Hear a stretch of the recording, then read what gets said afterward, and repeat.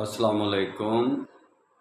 اسلام کی سیاست کیا ہے، اس کے بارے میں نے کتاب بھی لکھی ہے، بڑی ڈیٹیل سے لیکچر بھی کیے ہیں۔ 2 لفظوں میں بیان کیے دیتا ہوں۔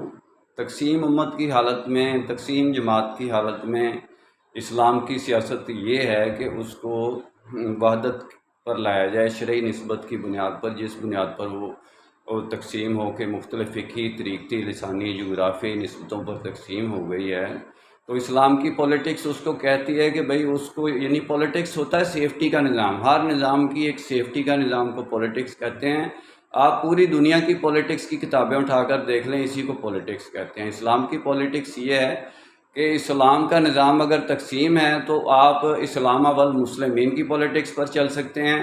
اگر آپ کا اسلام کا نظام وحدت میں ہے تو پھر آپ امامہ والمسلمین کی پولیٹکس پر چل سکتے ہیں۔ تو اس کے بعد امامہ والمسلمین کی پولیٹکس کے بعد جب آپ یعنی کہ وحدت میں خیر امت کے درجے پر اپنے امام کی سلیکشن کر لیتے ہیں، پھر اسلام کی پولیٹکس جہاد باقی رہ جاتی ہے، بھئی اللہ کے راستے میں لڑو، اور اس نظام کو جو تم نے اپنے لیے اپلائی کر کے ایک جماعت کی شکل میں ثابت کر دیا ہے پوری دنیا پہ، اب اس کو باقی پوری دنیا پر بھی غالب کر اس دین کو لے کر۔ انشاءاللہ ڈیٹیل میں بات پھر ہوگی۔ میرا کام اسلامک ورلڈ کی امن اور یونائٹی کا ہے۔